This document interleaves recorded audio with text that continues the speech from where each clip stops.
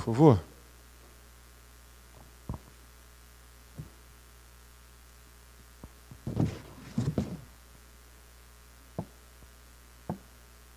Boa noite, irmãos.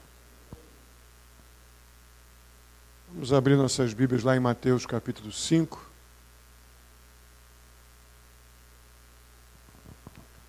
Mateus capítulo 5, dos versos 21 ao 26.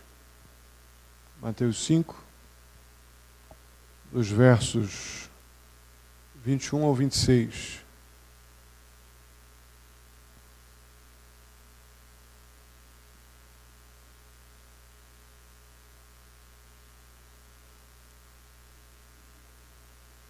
Diz assim: Vocês ouviram o que foi dito aos seus antepassados: não matarás. E quem matar estará sujeito a julgamento. Mas eu lhes digo que qualquer que se irá contra seu irmão estará sujeito a julgamento. Também qualquer que disser a seu irmão racá será levado ao tribunal. E qualquer que disser louco corre o risco de ir para o fogo do inferno. Portanto, se você estiver apresentando sua oferta diante do altar e ali se lembrar de que seu irmão tem algo contra você, deixe sua oferta ali diante do altar e vá primeiro reconciliar-se com seu irmão, depois volte e apresente a sua oferta. Entre em acordo depressa com seu adversário que pretende levá-lo ao tribunal. Faça isso enquanto ainda estiver com ele a caminho, pois, caso contrário, ele poderá entregá-lo ao juiz, e o juiz ao guarda, e você poderá ser jogado na prisão.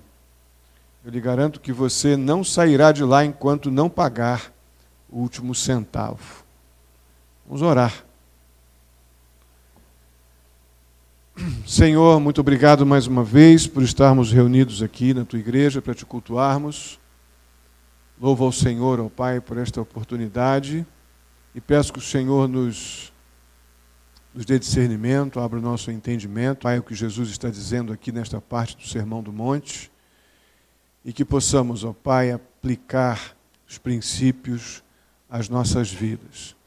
Assim eu te peço, em nome de Jesus. Amém. Muito bem. Esse é um dos trechos do sermão. Venha para cá, sente aí não. Venha, senta aqui pertinho de mim, Gabriel. Vem aqui, senta aqui pertinho de mim. Nós temos que acostumar a sentar na frente, irmãos. Eu não sei mais o que fazer. Na verdade, não, que isso, querido? Eu vou ficar sentindo mal vendo você essa distância. Vem cá, fica aqui pertinho, vem cá, senta aqui pertinho do teu irmão aqui, ó. Aqui, ó.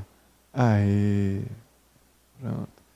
Teve uma época aqui que foi tão dramático esse negócio de sentar na frente que eu peguei uma corda e cerquei as cadeiras. Cerquei, lembra disso? Cercadinho. E onde estava cercado, Ritinha lembra disso, Ritinha me ajudava, Ritinha e Genivaldo. Lembra que nós cercávamos os bancos? Né? Eu não sabia mais o que fazer para ensinar o povo a sentar na metade para frente nos dias de reunião, onde temos um grupo menor.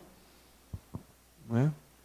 E é automático. Eu vi Gabriel sentando lá no último banco, tendo ainda aqui uns 150 cadeiras vazias para cá. Eu não aguentei, Gabriel. Eu estou meio inconformado com você aí ainda. Entendendo? Vamos tentar nos habituar, irmãos. É importante. Melhora muito a nossa comunicação. A gente facilita para aqueles que, porventura, cheguem mais tarde. Aí sentam mais ao fundo sem atrapalhar a ordem do culto. É uma questão de disciplina nossa e melhora muito a nossa atenção. Tudo bem que agora eu sei que você está me ouvindo por causa daquelas caixas ali. Mas vamos ser mais disciplinados nisso. Amém?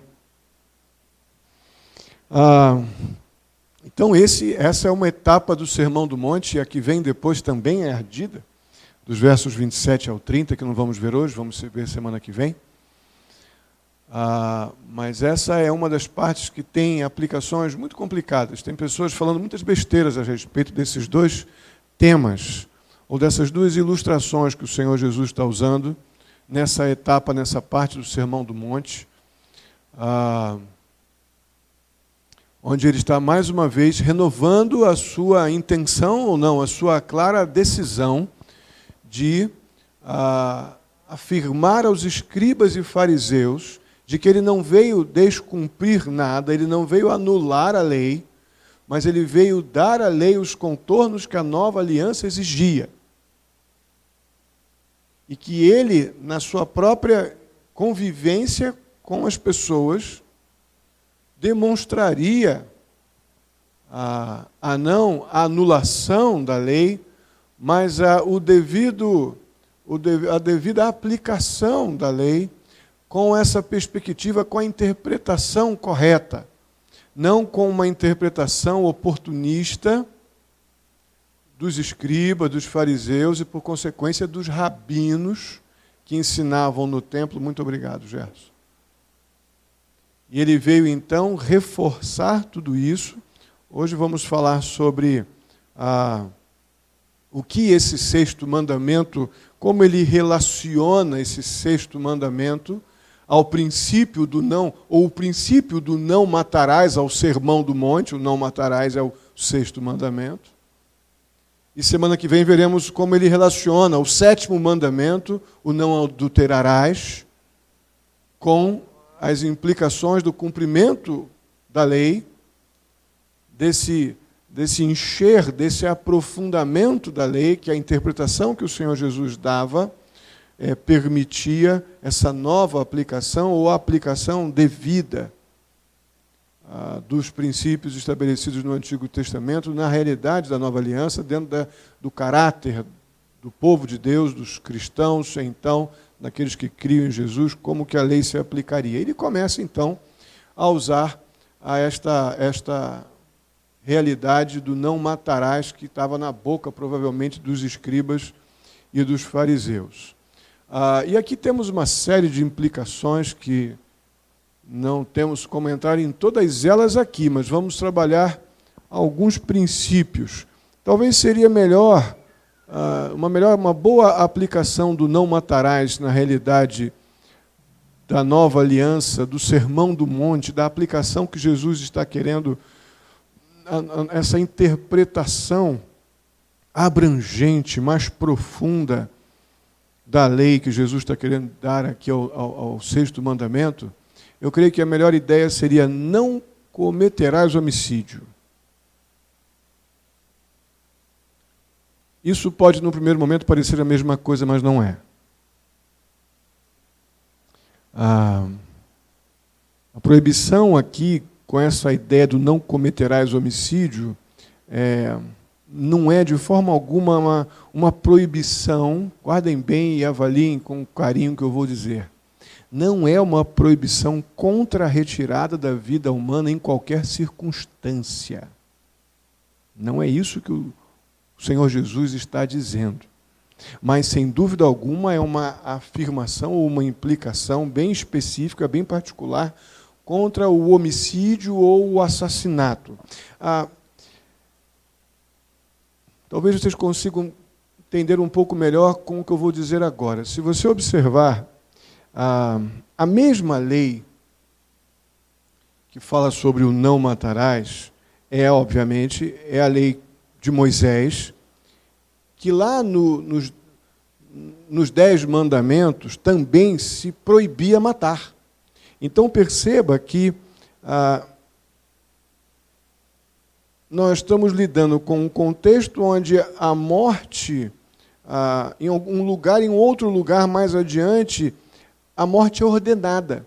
Nos 10 primeiros mandamentos nós vemos não matarás, mas na mesma lei de Moisés, mais adiante, nós vemos que há uma ordem para matar. Nas guerras, por exemplo.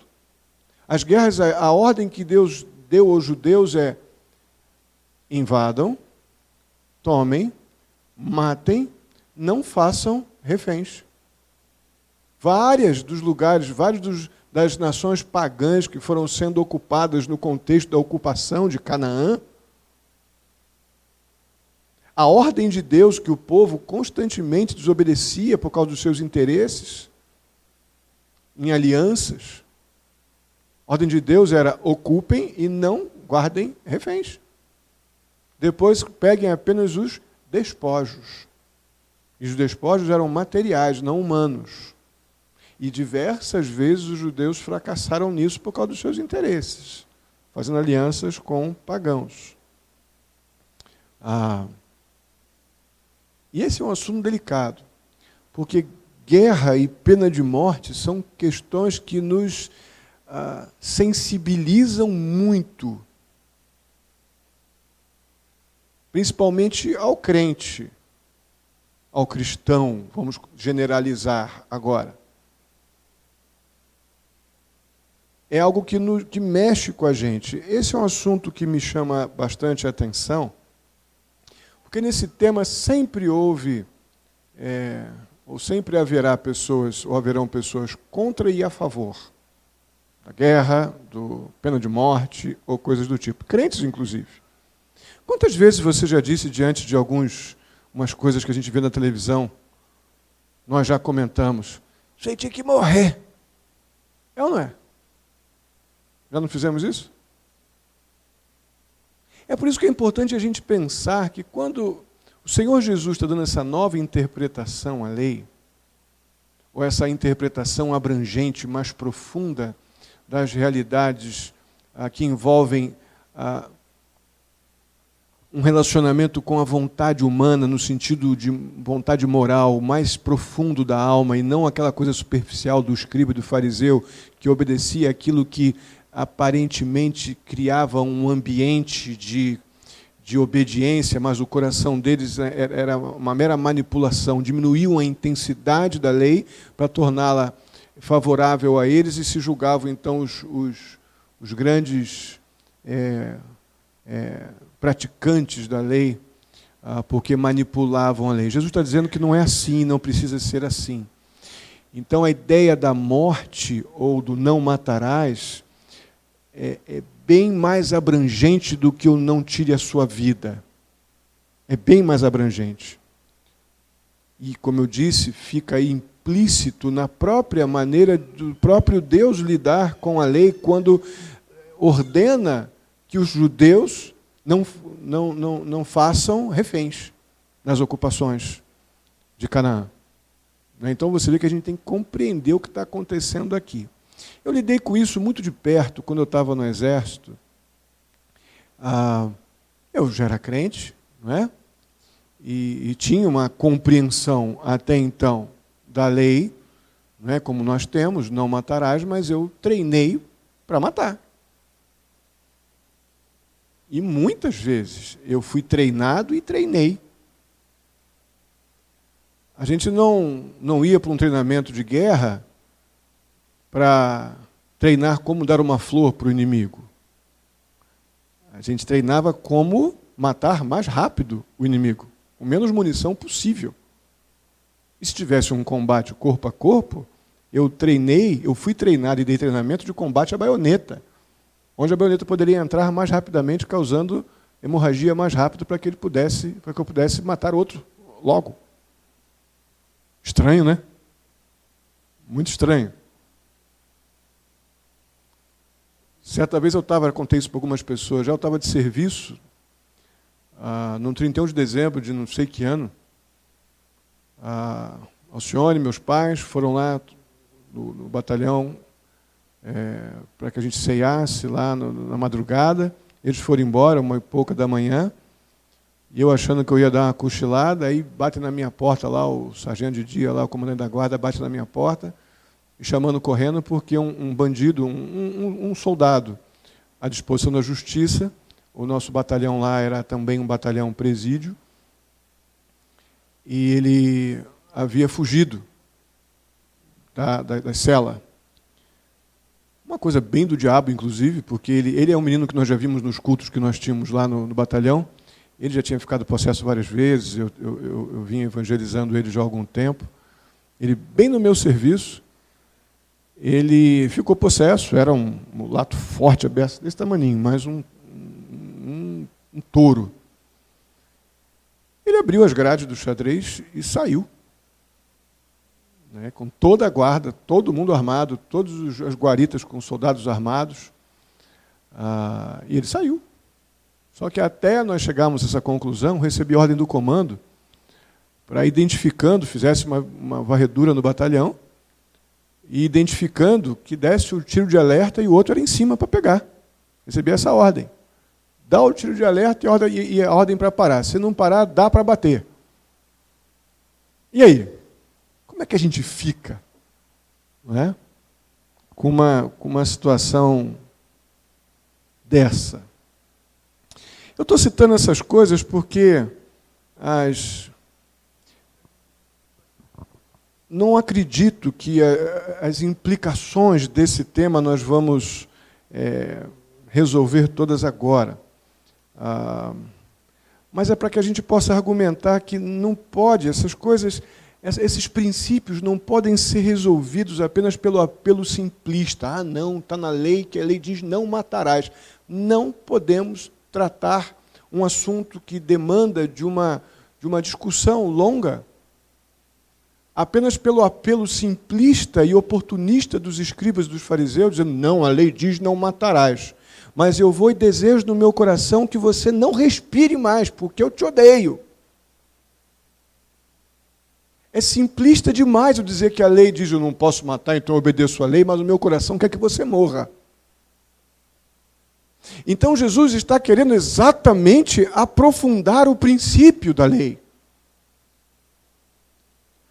Jesus não está lidando com a superficialidade ou uma perspectiva apenas simplista e pragmática do não matarás. Jesus vai ampliar isso profundamente e vai quebrar as pernas dos fariseus, dos escribas e dos rabinos que ensinavam isso nas sinagogas. Aquela turma lá, esses três grupos, né, os escribas e fariseus e os influenciados direto por eles, que eram os rabinos, eles estavam certamente, de alguma forma, procurando limitar, restringir a aplicação do sexto mandamento apenas ao princípio do homicídio. A ideia era basicamente essa, olha, eu não mato, eu sou um fiel cumpridor da lei. A ideia, não derramo sangue. Lembra que os irmãos de José estavam lavando as mãos? Não, vamos jogar ele no poço, vamos sujar a nossa mão com o sangue dele, não. Lembram disso? E eles tinham muito essa questão, não, vamos em cima do histórico, né, da lei, de que a lei diz não matarás, então eles não mataram, mas desejaram a morte intensamente de José a ponto de jogá-lo num poço sem saber se tinha água lá. E depois, não satisfeitos, venderam eles e o trataram como um morto, porque foi assim que eles apresentaram a cena para o seu pai Jacó. Então, no coração deles, José estava morto. Então, o não matarás foi desobedecido na íntegra, apesar deles não terem posto mão em sangue. Mas essa turma não, essa turma estava se justificando, tentando restringir a aplicação do sexto mandamento ao simples derramamento de sangue. Jesus diz, não. Não é bem assim, não. A verdadeira aplicação dessa proibição ela é muito mais ampla, muito mais profunda. Jesus diz, isso vai incluir pensamento, vai incluir palavras, vai incluir atitudes, vai incluir a ira pecaminosa, o insulto, o desejo do coração, o desejo homicida do coração, que é o princípio, a ideia do ódio na Bíblia.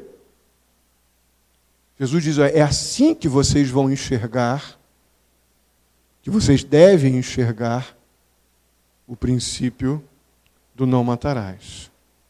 E aí o verso 22, logo no verso 22, a ira ela é mencionada. Diz lá, eu vou ler na versão revista e atualizada, porque a NVI ela não mostra um colchete com uma expressão que vai aparecer nas traduções tidas como não tão...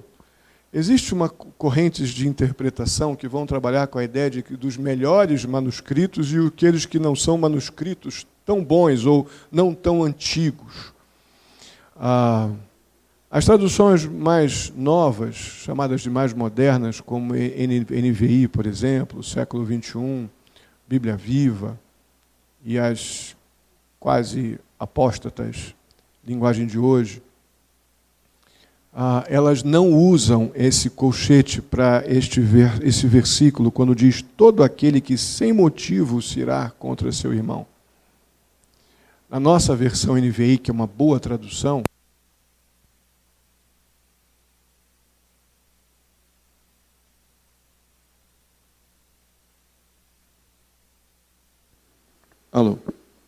ela não vai usar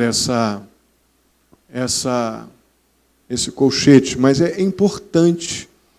Eu creio que esse sem motivo, ele, apesar de não constar em todos os manuscritos, os tidos como melhores manuscritos, é muito possível esse princípio do sem motivo, todo aquele que sem motivo irá-se contra seu irmão.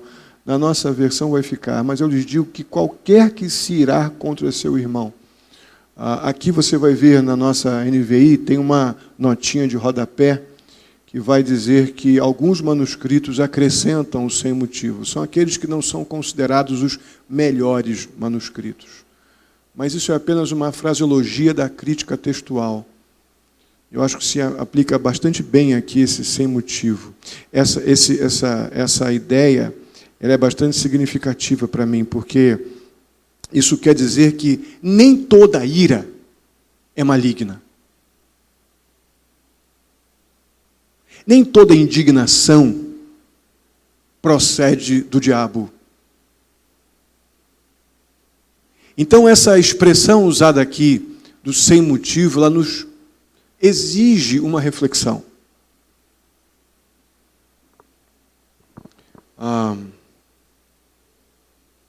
Um exemplo prático disso: a ira de Deus.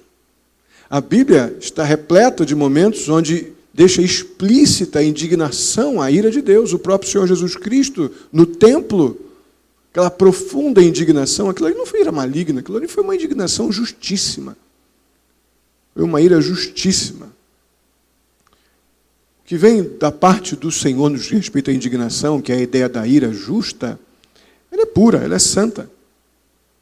E até mesmo nós, pecadores, seres humanos, capazes de exercitar a ira pecaminosa, somos capazes também de exercitar a ira justa, a indignação diante de alguma realidade, principalmente quando, em implicações espirituais, quando o nome de Deus está sendo tripudiado, quando questões morais dentro do princípio da lei moral de Deus estão sendo banalizados. Essa indignação de nossa como pecadores, ela é bastante possível, essa indignação justa. Na verdade, muitas vezes ela é necessária.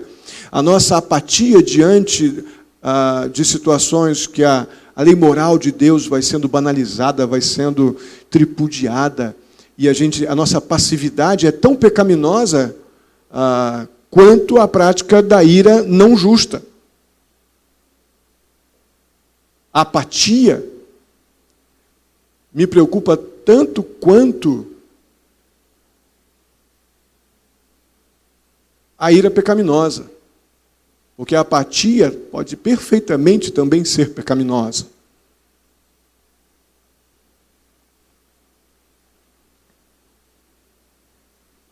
O fato é que cuidado que temos que ter é que, como pecadores, a gente precisa estar sempre numa profunda comunhão com Deus, andando no Espírito, para não satisfazer a concupiscência da carne, como vemos lá em Gálatas 5,16, para que essa ira justa ela seja tardia, como vemos lá em Tiago 1,19.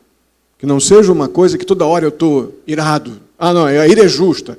Não, ela deve ser tardia, como vemos em Tiago 1,9. Depois a gente vê lá em Efésios capítulo 4, versos 26 e 27, que não devemos permitir que a noite vire, se ponha o sol sobre a nossa ira. E a ira aqui deve ser a justa. Até a ira justa tem que ser aplacada, porque ela muito facilmente se torna ira pecaminosa. Então a referência de Jesus aqui é a ira. Esses exemplos são colocados no nosso texto, é quanto à ira injusta. a ira do orgulho, a ira fruto da vaidade, do ódio, da malícia, da vingança. Essa é a ira pecaminosa que o Senhor Jesus está dizendo aqui, está colocando em relação a essa coisa que vem do coração, que ele chama também de homicídio. Logo depois, aqui no verso 22, são mencionados os insultos, né? Você que se chamar seu irmão de racá, ou louco. A expressão racá é uma expressão hebraica, que ela está muito dentro da ideia do tolo. E tanto na nossa, se você pegar o dicionário Aurélio e ver o que significa a palavra tolo, você vai ver que está lá escrito débil mental, imbecil, burro, desmiolado, cabeça oca. Né? E se você pegar a palavra racá e for ver a interpretação ou o significado dela no contexto da sua língua, da própria língua que ela foi criada, que é o aramaico, é a mesma coisa. É o mesmo sentido. O louco, que vai vir logo depois, também não chamar seu irmão de louco, é uma outra palavra. Mais leve. Mas a preocupação aqui das Escrituras foi em destacar e manter a expressão racá, de tão forte que é essa expressão no aramaico. Não é? E há uma observação forte nas Escrituras que não devemos chamar nosso irmão de forma alguma de racá.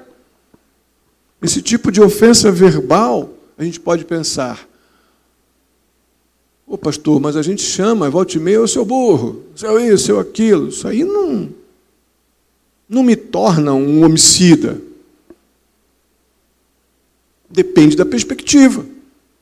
Na perspectiva de Deus, chamar seu irmão de tolo ou de racá, dentro desses significados que eu coloquei aqui, é equivalente a ser um homicida. E agora? Estamos lidando com o padrão do Senhor, não com uma cultura local, não com os nossos interesses ou convicções, opiniões, conceitos ou preconceitos, mas estamos lidando com um padrão de relacionamento estabelecido por Deus dentro do que Ele está ensinando dos padrões do seu reino. No padrão do reino do Senhor, chamar teu irmão de idiota equivale a ser um homicida ou a homicídio. Não precisa ir longe. Você pega 1 João capítulo 3, verso 15, a Bíblia diz o que lá? Quem odeia o seu irmão é assassino. E o racá está dentro de um contexto que envolve o ódio. Eu não chamo um outro de débil mental se eu amo. De idiota, de burro, de tolo, de cabeça dura.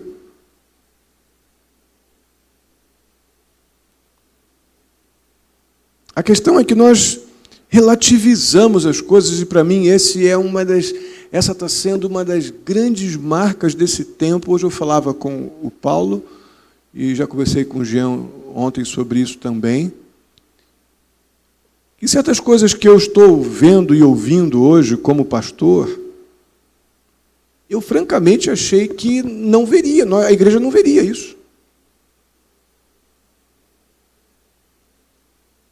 Eu achei que a igreja teria sido arrebatada quando essa harmonização da sociedade, da política e de muitas igrejas evangélicas com o homossexualismo, quando isso acontecesse, na minha pobre visão, isso aconteceria dentro do período da apostasia, mas eu acho que a minha cabeça é bem limitada mesmo, porque isso não é nem sombra, pelo que eu estou vendo, que vai ser a apostasia.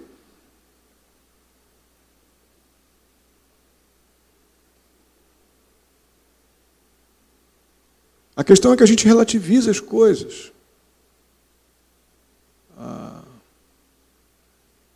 E acaba acreditando que você crer convictamente que o outro é um idiota não faz mal nenhum. Talvez num conceito do mundo que não tem os padrões de Deus como aquilo que define a maneira como eu devo viver como cidadão do reino dos céus, isso talvez num contexto do mundo não afete nada, ninguém, nem seja motivo de chamar ninguém de homicida. Mas nos padrões de Deus é. O princípio que nós vemos aqui, principalmente se nós olharmos a partir de 1 João capítulo 3, verso 15, quem odeia o seu irmão é assassino. É o princípio onde a gente vê a ira e o ódio expressos em pensamentos. A gente sabe que a gente consegue isso. Em olhares. A gente não consegue dizer para o outro, sem uma palavra, que eu quero que você morra, com uma boa olhada. Conseguimos ou não? O nome disso é ódio. É uma expressão intensa de ira e de ódio. Quantas vezes, repito, nós já dissemos, se não explicitamente, mas internamente, queria que ele morresse.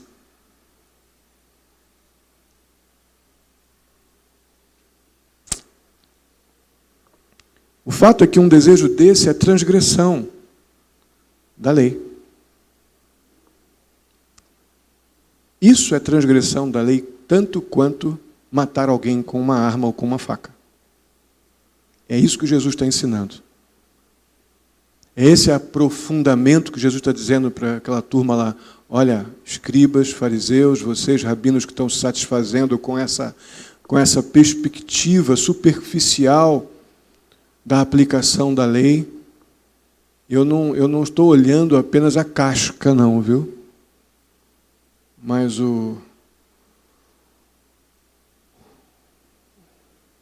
seu coração vai se revelar através das suas expressões, das suas decisões, e sua desobediência também à lei.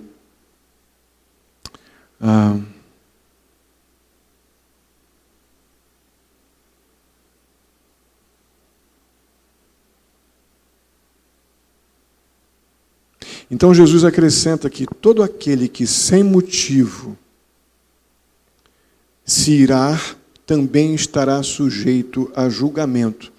Eles acreditavam que o julgamento era apenas por sujar a mão de sangue. E Jesus está dizendo para eles, olha, há um outro tipo de julgamento que vocês não estão entendendo.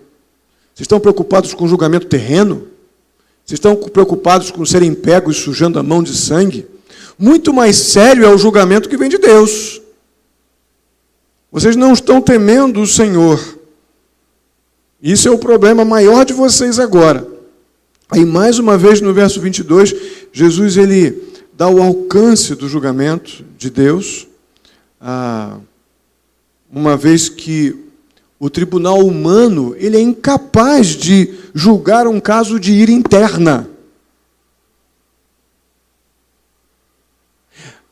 A judeusada estavam tão conformados com algo que o julgamento de um tribunal comum não poderia tratar coração, não poderia julgar o que eles não veem. Aí Jesus está dizendo, vocês estão se preocupando com o tribunal errado. O julgamento que vem do Senhor, ele vai ver o exterior pelo interior. E o julgamento que vem do Senhor é que vocês têm que temer. Aquele único capaz de julgar a ira interna, a ira do coração. Aí Jesus afirma que o insulto, ele não vai nos expor apenas num tribunal público, mas ele vai nos levar a uma condição muito delicada, como diz o verso 22, ele vai colocar a nossa vida em risco de ir para o fogo do inferno. Ai! Vocês estão preocupados com ser presos pelas prisões humanas? Quero dizer para vocês que há um tribunal bem mais preocupante, que é aquele que julga a ira do coração. E para esse tribunal que vocês têm que temer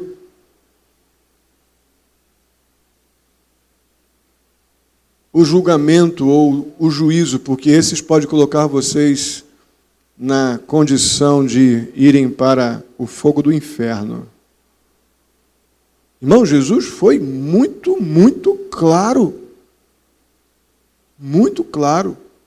Eu estou essa semana lendo os ensinamentos de Jesus sobre o inferno.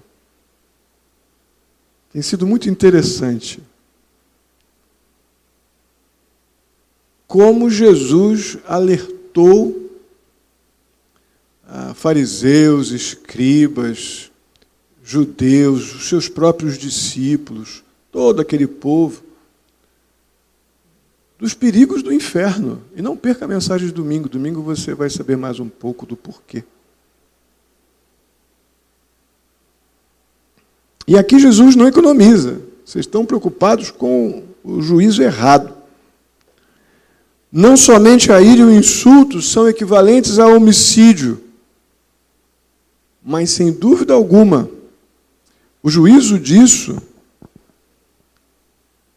mais difícil ou mais completo juízo disso é o juízo divino, que tem poder para mandar para o inferno. Aí vem o verso 23. Imagina os judeus ouvindo isso, sem crer que Jesus era realmente o Messias. Deviam estar Por isso que os caras quiseram matar Jesus logo depois, né? E quem é esse que está dizendo para mim, o fariseu, o escriba, o cumpridor da lei, que Deus, o Deus de Abraão, de Isaac, de Jacó, vai me mandar para o inferno? Quem é esse? Era o Deus de Abraão, de Isaac e de Jacó. Né? A gente, irmãos, a gente não leva a sério isso não, irmãos.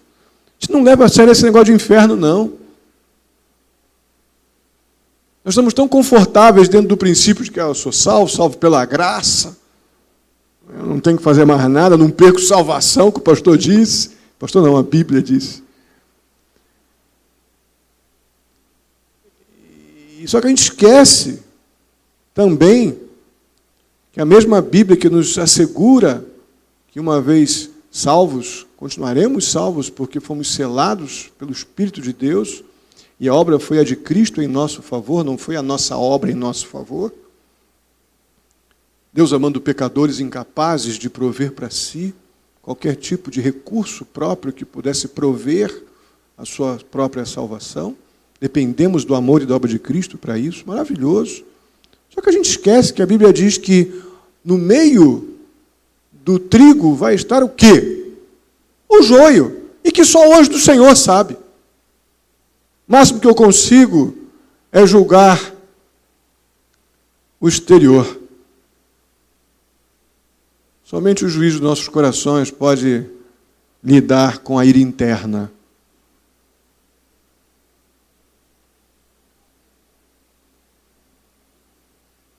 E somos muito negligentes quando tratamos o inferno como uma coisa que não nos afeta, porque se não nos afeta em relação à segurança da nossa salvação, deveria nos afetar por aqueles que estão ao nosso redor indo para o inferno por causa de mau testemunho nosso. Ou um mau testemunho prático, ou a decisão de não apresentar o amor de Cristo às pessoas. Então o inferno, de uma forma ou de outra, deveria nos afetar muito. Porque é uma verdade bíblica que Jesus ensina sobre o inferno todo o seu ministério público, todo ele.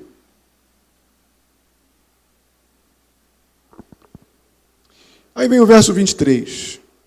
Ele começa com um portanto. Instituto Bíblico, esse ano vocês vão fazer, os que vão estar no Instituto, vão ter uma matéria chamada MEB, Métodos de Estudo Bíblico. É uma das matérias mais lindas que eu tenho muito prazer em ensinar no Instituto. E lá vamos aprender que toda vez que você ver que você encontrar um portanto, um entretanto, um conectivo, um nem, porém, mas, contudo, todavia, você tem que parar e lembrar que é uma dobradiça no texto, que está te fazendo pensar de que o texto que está iniciando tem ligação direta com aquilo que acabou de ser dito anteriormente, com o seu contexto anterior, é uma dobradiça do texto. E temos aqui um portanto, que vai levar à aplicação prática que Jesus quer dar àquilo que ele falou nos versos 21 e 22. O tema, então, que Jesus está tratando é que, sendo a ira e o insulto, o ódio tão sérios e tão perigosos quanto o homicídio mais público, visível, né, latente, uma vez que um é tão grave quanto o outro, a gente deve fugir disso, se livrar dessa inclinação, dessa capacidade o mais rápido possível. Aí ele vai e lança duas ilustrações. A primeira fala sobre a pessoa que vai ao templo e oferece sacrifícios a Deus, versos 23 e 24. Aí depois usa faz a segunda ilustração, que fala da pessoa que vai ao tribunal, que está sendo levado ao tribunal ou está indo ao tribunal para lidar com acusações, que são os versos 25 e 26. O fato é que Jesus falou sobre isso no contexto da sua cultura do século I. Um contexto onde o templo, nos seus contornos do primeiro século, ainda com toda a influência judaica, ainda existia a questão dos sacrifícios e tudo mais. Então eu preciso aqui parafrasear e dar uma atualizada nessas afirmações que vemos dos versos 23 ao 26, e ficaria mais ou menos assim. Eu vou parafrasear e vou ler aqui, que seria o nosso texto apenas devidamente atualizado. Seria algo desse tipo, versos 23 e 24 inicialmente. Se você estiver na igreja, no meio de um culto de louvor, de adoração, e de repente se lembra de que seu irmão tem um ressentimento contra você, por alguma coisa que você tenha feito ou não, saia da igreja imediatamente e vá reaver a comunhão com ele. Vá remover o conflito. Não espere que o culto termine. Estou parafraseando os versos 23 e 24. Vá resolver. Procure o seu irmão, peça-lhe perdão e então adore ao Senhor. Perceba os princípios. Primeiro vá ao teu irmão e depois venha a Deus. Não é? Primeiro vá reconciliar-se, depois ofereça a sua adoração. Então é um princípio claro estabelecido pelo Senhor Jesus para ilustrar o que está sendo dito anteriormente. Agora vão nos versículos 25 e 26. Se você tiver uma dívida, estou parafraseando, né? Estou atualizando. Se você tiver uma dívida e o seu credor levá-lo ao tribunal para receber o dinheiro dele de volta, acerte as contas com ele o mais rápido possível. Ou entre em algum tipo de acordo, antes de que vocês precisem chegar ao tribunal. Faça isso no caminho para o tribunal, se necessário for. Entrem num acordo. Pague a dívida ou se entendam. Caso contrário, ao chegarem no tribunal, será tarde demais. Seu acusador o processará diante do juiz, e o juiz vai entregar você para a polícia, e a polícia vai levar você para a carceragem, você vai ser preso. Você não sairá de lá até que tenha pago o último centavo. Por isso, o entendimento, o pagamento antes da prisão é muito mais sensato do que você deixar a coisa chegar lá no último minuto e não ter mais como voltar. Irmãos, as figuras são diferentes. Uma é retirada da igreja, contexto da adoração ao Senhor, e a outra é tirada de um contexto de um tribunal. Uma diz respeito a um irmão em Cristo, no verso 23, e a outra se refere a talvez até um inimigo. Uma pessoa com que você não tenha um bom relacionamento, uma situação de litígio, que é o verso 25. Mas a questão é que nos dois casos, a situação fundamental, básica, é a mesma, ou seja, alguém tem um ressentimento contra nós. Alguém tem algum problema aqui de convivência.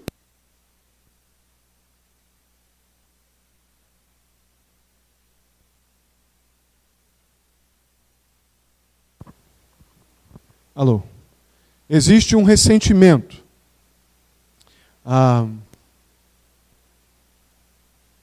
E a lição básica aqui é também a mesma. Sempre haverá necessidade de uma reação, uma atitude imediata. Estou quase sem retorno, estou fazendo muita força para falar. Então a ideia é a seguinte: no princípio do ato da adoração, se nós lembramos da ofensa que sofremos ou que fizemos contra alguém, nós temos que parar. Olha a ideia da prontidão para o assunto, coisa que nós não levamos a sério. Olha o que Jesus ensina, como é que ele ilustra esse princípio. Você, durante a tua adoração, lembrou que você tem algo contra, ou alguém algo contra quanto a você? O princípio bíblico é: interrompa a tua adoração e vá lá acertar a sua situação.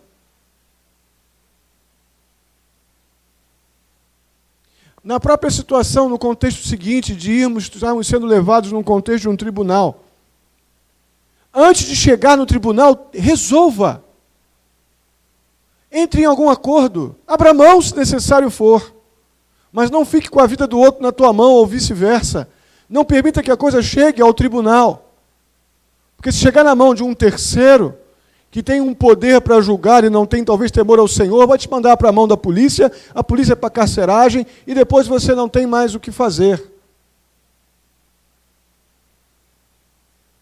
Irmãos, é muito raro, infelizmente, nós atendermos esse tipo de advertência de Cristo no que diz respeito a uma atitude imediata para evitar o homicídio, para evitar o desejo de matar o outro. Uma atitude pronta, imediata, de impedir que do meu coração germine tudo aquilo que ele é capaz de fazer, gerando ódio, gerando intriga, gerando ira pecaminosa.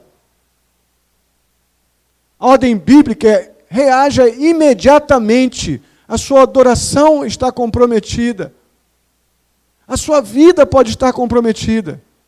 Se você não faz isso, você está na mesma categoria daqueles que matam o corpo.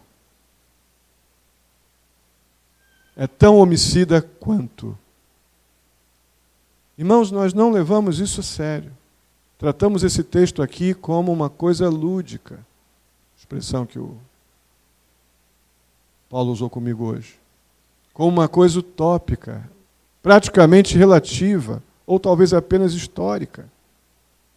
Mas é uma realidade dos cidadãos do reino de Deus.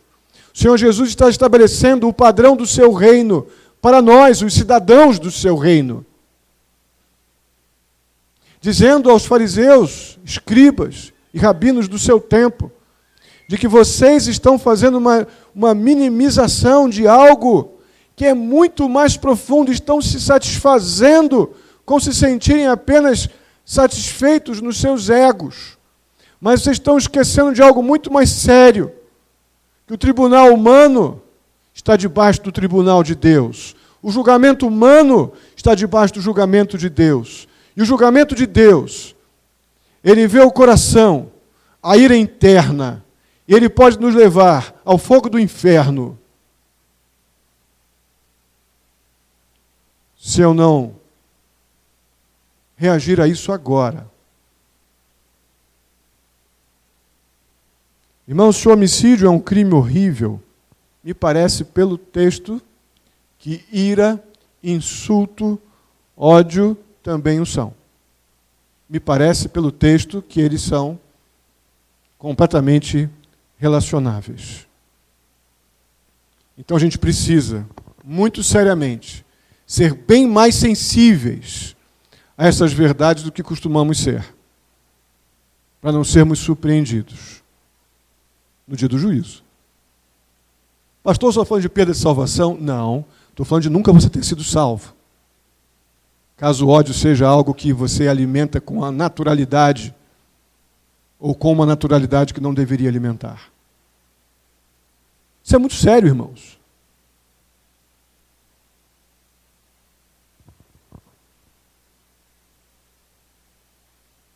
Eu creio que Jesus, ele extraiu essas instruções, todo esse ensino prático do 6º mandamento, do não matarás, exatamente para nós compreendermos o quanto nós somos capazes de matar. Tenho total convicção disso. Todo ensinamento vem daqui. Para que nós percebamos que mesmo como pessoas salvas por Jesus, nós temos uma capacidade de alimentar o pior dentro do nosso coração assustadora. Tenho dito isso para várias pessoas diferentes. Não joga lenha no que você tem de pior. Não alimenta o que você tem de pior. Joga a lenha sequinha naquela ira pecaminosa. Joga uma lenha bem sequinha naquela inclinação lasciva, na imoralidade. O que acontece com lenha bem sequinha numa brasa bem quente? O que acontece, irmãos? Hein? Pega fogo.